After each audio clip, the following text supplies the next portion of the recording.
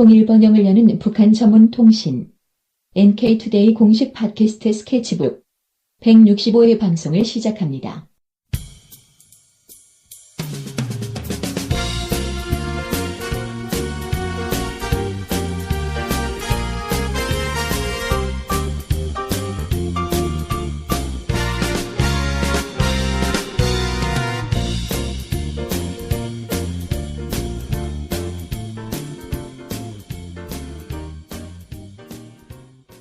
안녕하세요. 북한의 오늘 날이네요. 그렇죠. 자, 우리가 왜 하죠, 이 방송을? 이 구조적 왜곡과 총체적 무지가 재앙을 일으키기 때문에 네. 이 북한을 보는 정확한 인식이 필요하고 그 출발점으로 NK투데이라는 방송을 하고 있는 겁니다. 네, 재앙을 막기 위한 방송이네요. 그렇죠. 자, 우리 오랜만에 소개 한번 해볼까요? 예. 문경환입니다. 반갑습니다. 뭐 하시는 분이세요? 전 NK투데이 기자입니다. 네, 기획실장. 네, 네, 기획실장이고. 맞습니다. 지금 심각한 문제가 발생했어요, 사실. 이번에 언론 법 시행령이 개정이 돼가지고. 네. 언론사가 취소될 상황에 지금. 5인 이하 상시 인력을 고용해야 네. 유지가 된다는 거잖아요. 네, 그리고 뭐, 연 매출 1,000만 원 이상? 매출도 있어? 그런 규정도 있다는 얘기가 있더라고요. 그거 한번 확인해 봐야 연 매출 1,000만 원이면은 뭐, 가능은 하겠네. 네. 근데 참, 이 소형 인터넷 언론사들을 다 죽이는 네네. 시행령이 된 거죠. 근데 생각해보면 좀 이상하지 않아요? 언론의 자유라는 게 연매출이 얼마 있어야 되고 기자가 몇 명 있어야 언론사로 인정해준다는 기준은 누가 정하는 거죠? 그건? 그 위헌적 발상이네요. 기본적인 언론 출판 집회 결사의 자유. 뭐 요즘 다 보장되는 게 없지만, 언론은 그 자기가 하고 싶으면 하는 거 아닌가? 그렇죠. 왜 기자가 5명 이상이어야 되는지. 음. 그 5명의 기준은 누가 정한 건지. 네. 연매출은 왜 또 1,000만 원 이상이어야 되는지. 그래서 이제 그 기준으로 보면 지금 1년 유예가 됐잖아요, 시행을. 네. 그래서 내년 이맘때가 되면, 언론사 자격이 박탈될 수도 있다는 거죠. 그렇죠. 우선 오늘 카더라 통신부터 시작을 해볼까요? 네네. 뭔 주제입니까, 오늘? 자, 북한 인권 문제를 좀 다뤄보려고 하는데, 네. 이 북한 인권 문제 때 항상 많이 나오는 근거가 바로 탈북자들의 증언들 아닙니까? 네네. 근데 이 탈북자들의 증언이 과연 신뢰할 수 있는가? 이 부분에 대해서 좀 집중 다뤄보려고 하는데, 그 북한 인권 문제를 고발한 탈북자들이 많이 있는데, 그 중에 이제 딱 떠오르는 사람이 있습니까, 혹시? 신예가 있고, 예. 또 이게 전통적인 인물이 있고, 뭐 다양한데, 네. 일단은 뭐, 가장 유명세를 탄 사람이 신동엽 씨. 그렇죠. 최근에 또 무슨 누가 있던데? 박연민가? 박연미요. 예. 그 친구가 또 네. 자주 나오더라고요. 네. 네, 이제 신동엽 씨 같은 경우는 자신이 정치범 소용소 출신이고 거기서 고문도 받았고 막 거기서 뭐 어머니가 사형도 당했고 막 이런 이제 얘기를 했단 말이에요. 아주 유명해졌죠. 뭐 전 세계 돌아다니면서 뭐 얘기를 하고. 자서전도 쓰고 유엔 인권 유엔에서 북한 인권 조사위원회 예. 여기에서 이 사람의 증언을 많이 채택을 했죠. 그렇죠. 그걸 근거로 해서 북한 인권 무슨 권고안도 만들고 뭐 네. 이런 식으로 한 거지. 그렇죠. 않습니까? 근데 이게 올해 초에 신동엽 씨가 자기의 자서전 내용의 이제 핵심적인 부분들을 부정을 했어요. 아, 내가 틀렸다. 잘못 얘기한 거다. 이렇게 해가지고 이제 큰 파문이 일었죠. 자서전을 자기가 직접 쓴 게 아니라 어떤 외국 기자가 쓴 거 아닌가요? 그죠? 네, 그렇죠. 자기가 이제 증언해주고. 구술을 이제, 하고. 네, 구술. 근데 그거를 부정했다. 네, 그렇죠. 이 자서전 제목이 14호 수용소 탈출이란 말이에요. 아우, 선정적이죠. 네. 제목이. 근데 자기가 14호 수용소 출신이 아니라고 얘기를 한 겁니다. 제목이 이런 건데 그 자체를 부정했다. 그렇죠. 제목부터 틀려버린 거죠. 그러면 이제 책은 완전히 신뢰가 없는 거네. 그렇게 된 네, 거죠. 네. 사실 제목부터 틀렸으니. 제목부터 거짓이 됐다. 근데 14호 수용소 이게 있는 겁니까, 이게?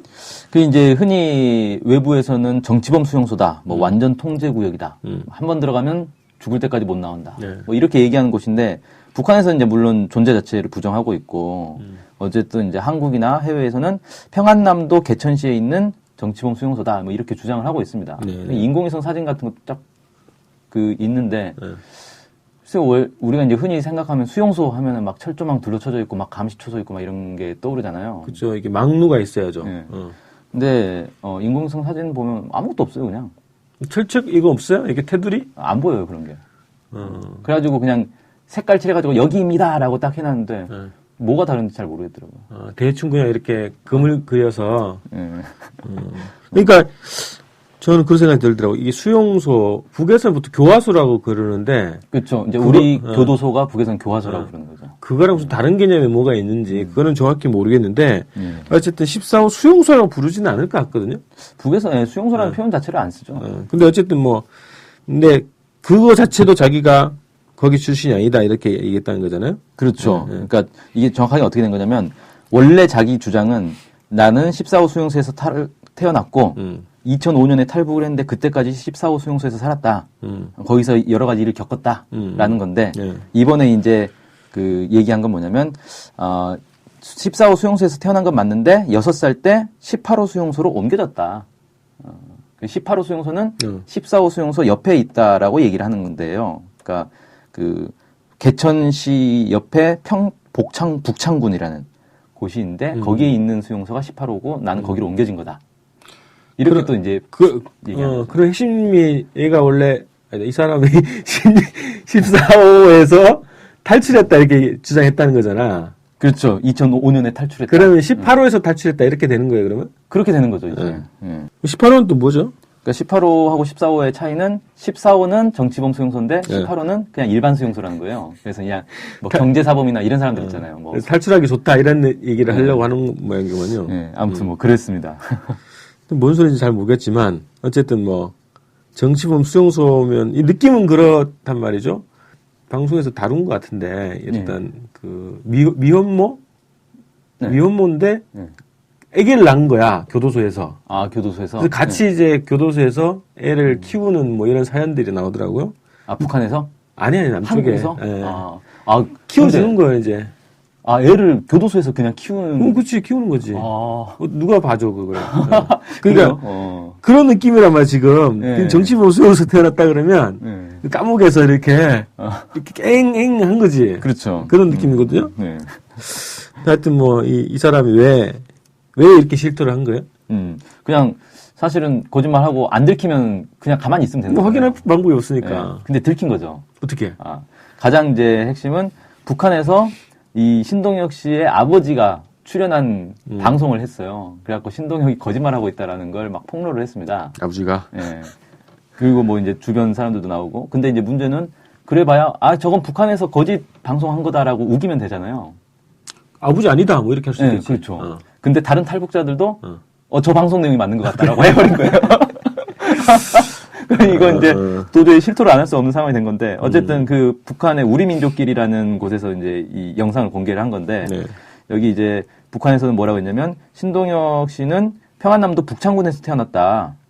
그 얘기는 18호 수용소라고 하는 거 뭐 주소는 맞네요. 네, 그러니까 그 북창군에서 태어났다라고 얘기했기 때문에 자기는 뭐 14호 수용소에서 태어났다라는 말은 일단 성립이 안 되는 거고. 성립이 안 되는 거고 6살 때 사진을 공개를 했어요. 아버지가? 예.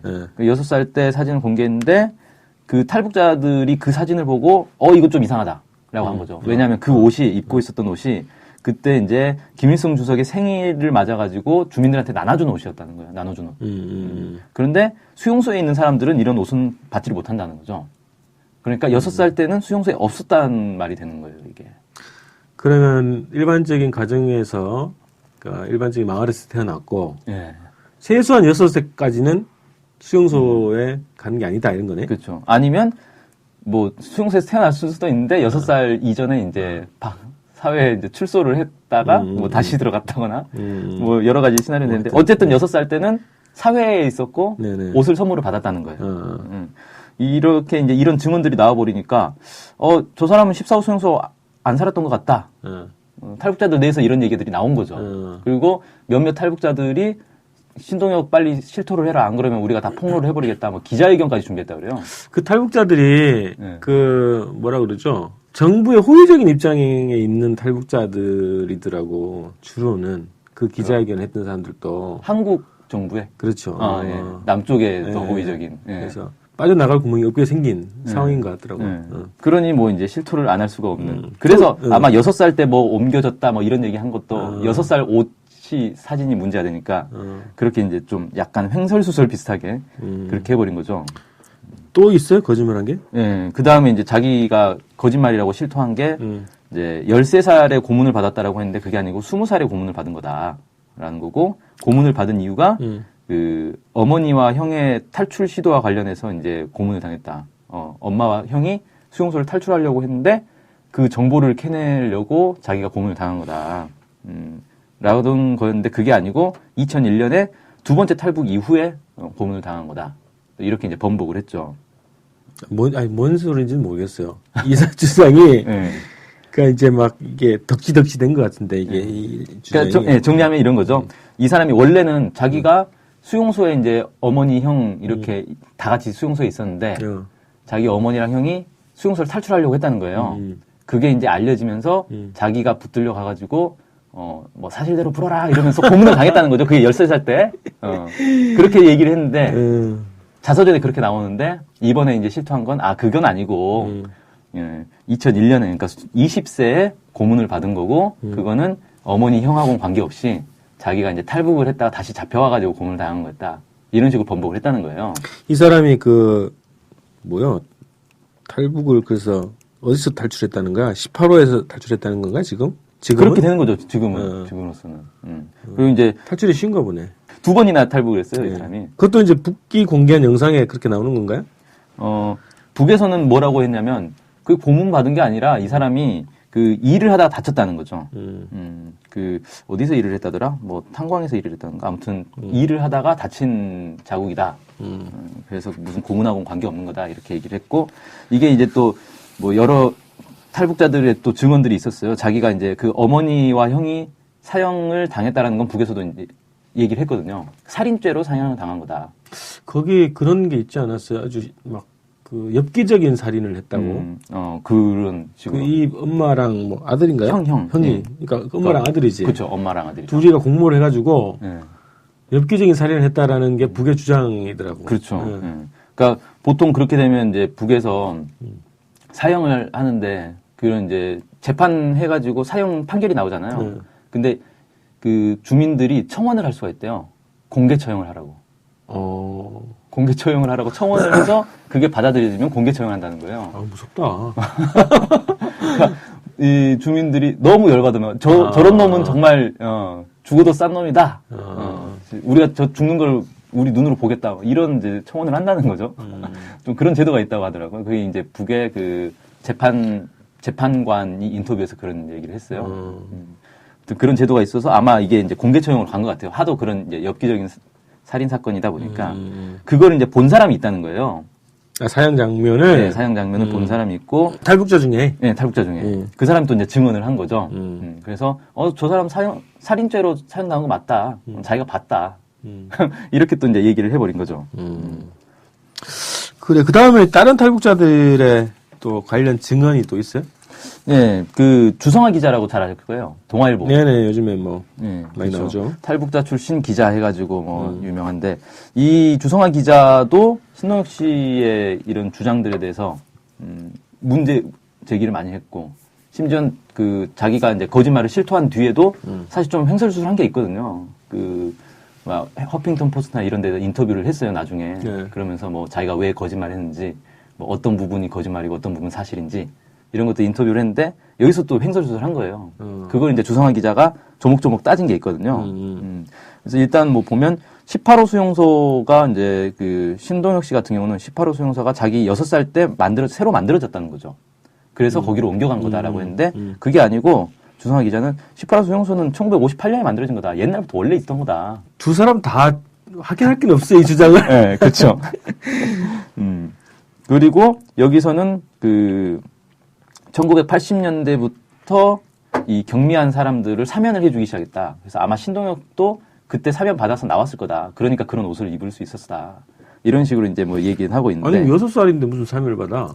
그러니까 좀 웃긴 거죠. 6살이 죄를 짓고 들어간 게 아니라 그냥 거기서 태어났다는 얘기밖에 안 되는 건데. 태어나자마자 범죄자가 되는 거야? 근데 보통 우리도 아까 이제 한국의 교도소에서도 애가 태어나는 경우가 있다 했잖아요. 네. 거기서 키우는데 아마 제가 알기로는 18개월까지만 키울 수 있고 그 이후에는 밖으로 나가야 된다고 그러더라고요. 그 무슨 뭐 고아원이나 뭐 이런 네, 데로. 그런 데로 가야 되는 거죠. 친척으로 보내든지. 왜 그러냐면 그때부터는 애가 기억을 할 수 있기 때문에 커서 그러면 이제 어렸을 때 교도소에서 자란 걸 기억하면 좋지 않잖아요. 그래서 그 때까지만 키울 수 있고 그 이후로는 무조건 나가야 된다고 하더라고요. 근데 여기서는 뭐 6살 때까지 수용소에 뭐 같이 살았다. 뭐 이게 참 희한한 건데. 주성아 기자도 저는 뭐 크게 신빙성은 안 나지만 어쨌든 서로 다른 얘기 하고 있다. 네, 일단. 그렇죠. 그래서 어쨌든 그 주성아 기자 얘기는 그 이제 옷 얘기를 또 하는 거예요. 6살 때 입었던 그 사진에 나온 옷은 분명히 이거는 그 김일성 주석 생일에 맞춰서 이제 나온 선물이 맞고 이거를 입고 있었다는 건 이 사람은 그 전에 뭐 그러니까 애초에 수용소에 간 적이 없거나 아니면 그 전에 나온 사람이다. 사면을 받아서 다른 이제 일반 뭐 이렇게 옮겨졌다. 네, 그렇죠. 그럴 수밖에 없는 건데 근데 이 신동엽 씨는 뭐라고 주장했냐면 자기는 뭐 김일성 주석도 모르고 자랐다. 어렸을 때부터 수용소에서 자라가지고 뭐 이런 얘기 뭐 전기 철종화를 넘어서 목숨 걸고 탈출했다. 뭐 이런 얘기 하는데 다 거짓말이 아니냐. 뭐 굉장히 이제 선정적인 게 발언을 많이 했네요. 그렇죠. 전기철조망. 또리 장군에 나오던 그 장면이 생각나네요. 또 좀 황당한 게 뭐 이런 것도 있어요. 2번이나 탈북을 했단 말이에요. 전기 철조망을 넘어서. 네. 예. 그러면 당연히 탈출을 했을 때 잡혀가면 어떻게 되겠습니까? 그 어목한 이 경비 하에 있는 수용소를 탈출했다 그러면 독방을 가거나. 근데 이 사람 신동혁 씨나 아니면 이런 이제 정치범 수용소에 대해서 증언하는 탈북자들은 대부분 뭐라냐면 탈출하다 걸리면 총살이다 무조건. 그래서 총살 당한 사람 많이 봤다 탈출하다 걸려서 이렇게 주장을 하고 있어요. 그럼 본인은 왜 총살을 안 당했냐 이거예요. 그래서 물어봤어요. 본인은 근데 어떻게 해서 총살을 안 당하고 살아남았냐. 그랬더니 뭐라고 답을 했냐면 내 경우에는 운인지 아니면 내가 너무 멍청해서 자꾸 탈출했던 건지 모르겠다. 이게 무슨 소리 이게. 멍청한 게 맞네. 이게 자기 입에서 뭐가 나오는지 잘 모르는 것 같네요. 자, 이게 하여튼 거짓말, 그러니까 기본적인 그 전제 자체가 무너진 거라 이 발언의 신빙성이 다 무너진 경우 같은데. 그렇죠. 그러니까 정치범 수용소에서 살았다라고 얘기했는데 알고 보니 정치범 수용소에서 산 적이 없는 게 돼버리니까 그 안에서 있었던 일은 다 이제 믿을 수 없는 거 아닙니까? 다. 그래서 근데 이 사람이 뭐 자서전을 발간하고 또 이 사람의 증언을 가지고 유엔에서 북한 인권 문제 제기를 하는데 중요한 또 근거로 삼았단 말이죠. 그렇죠. 와, 그럼 이거는 세계를 속이는 남자네. 그렇죠. 국제사회가 그냥 이 사람 말 한마디에 흔들흔들 해버린 거죠. 반기문 총장이 한마디 해야 되겠네요. 이런 경우에. 그 유엔 인권이사회, 뭐 북한 인권이사회의 결의를 파괴한다든지. 그렇죠. 이런 걸 해야 되겠죠. 심각한 거죠. 하여튼 저는 탈북자들의 어디까지를 우리가 확인할 수 없으니까 애초에 이거를 뭐 믿고 말고 이런 대상 자체가 안 되는 것 같거든요. 그렇죠. 이건 직접 가서 확인하지 않는 이상은 개천군, 개천시, 뭐 이런데 직접 가보지 않고서는 뭐 확인할 방법이 없는 거니까. 인공위성 백날 들여다봐야 철조망이 안 보여. 그래서 이거는 뭐 진보 보수 뭐 이념 다 떠나가지고 탈북자를 어떻게든 이용하려고 하는 것 자체가 정치적이다 이런 생각이 들어요. 그래서 뭐 가장 우선적인 거는 유엔에서 이 문제를 바로 잡아야 되겠습니다. 네. 예.